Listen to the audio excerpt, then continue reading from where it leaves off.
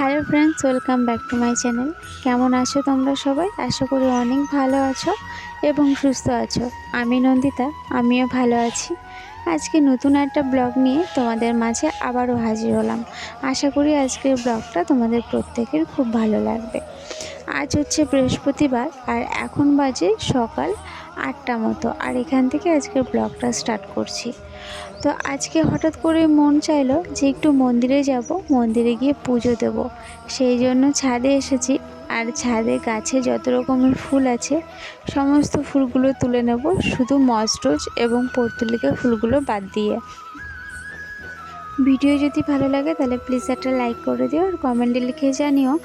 আর চ্যানেলে যদি নতুন বন্ধু হয়ে থাকো তাহলে প্লিজ চ্যানেলটাকে সাবস্ক্রাইব করে বন্ধু হয়ে আমার পাশে থেকো।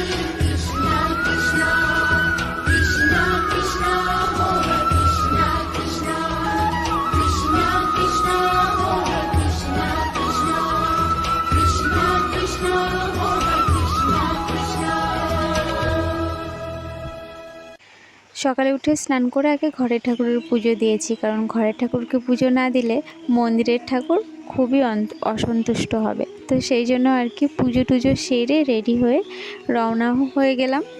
আর আমার সঙ্গে রয়েছে আমার ছেলে রয়েছে, আমার ননদ রয়েছে, আর ননদের ছেলে রয়েছে, মানে আমরা এই 4 জন যাচ্ছি।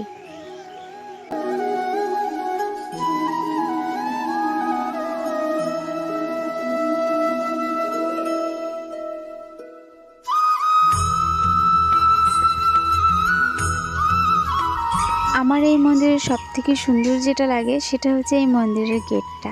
কারণ এই মন্দিরে যখনই ঢুকতে হয়, যে মানুষই হোক না কেন তাকে কিন্তু মাথা নিচু করে ঢুকতে হয়। তো এই জিনিসটা আমার খুব ভালো লাগে, কার কেমন লাগে তা আমি জানি না। তো চলে আসলাম মন্দিরে, এখন শুধু ঠাকুরকে দর্শন করার অপেক্ষায়।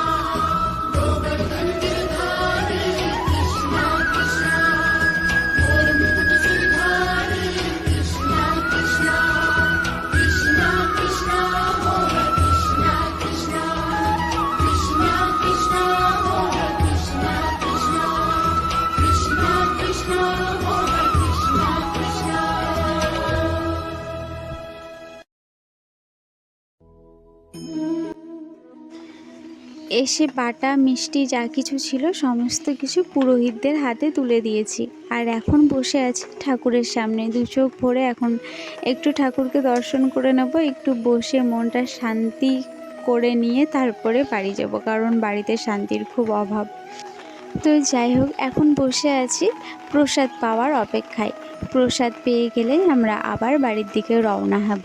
তো তার আগে কি করেছি, পুরোহিতের কাছে বাটা তুলে দিয়ে আমরা একটু মন্দিরটার চারিদিকে পরিক্রমা করে নিয়েছি।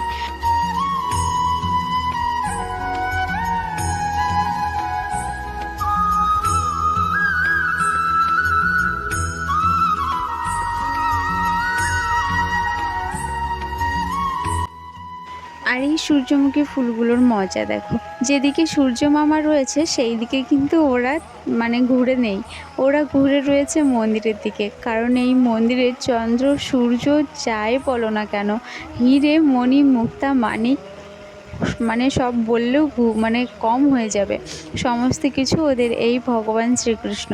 তাই ওরা কিন্তু মন্দিরের দিকেই ঘুরে রয়েছে। এই ব্যাপারটা আমার ভীষণ ইন্টারেস্টিং লেগেছে। আমি এই মন্দির নিয়ে একটা ব্লগ বানানোর আমার ইচ্ছে আছে, কারণ এই মন্দিরকে ঘিরে ঐতিহাসিক অনেক কাহিনী আছে, সেগুলো শেয়ার করব। আর মন্দিরটা সম্পূর্ণ ভালোভাবে ঘুরে তোমাদের সাথে শেয়ার করব। তো আজকে আর সম্ভব হলো না, তাছাড়াও একটা কমেন্টের উত্তর দেওয়ার কথা ছিল আজকে, কিন্তু সেটাও আজকে আর সম্ভব হয়ে উঠলো না। সেই কমেন্টের উত্তরটা আমি নেক্সট ভিডিওতে জানিয়ে দেবো। আজকের মতো টাটা।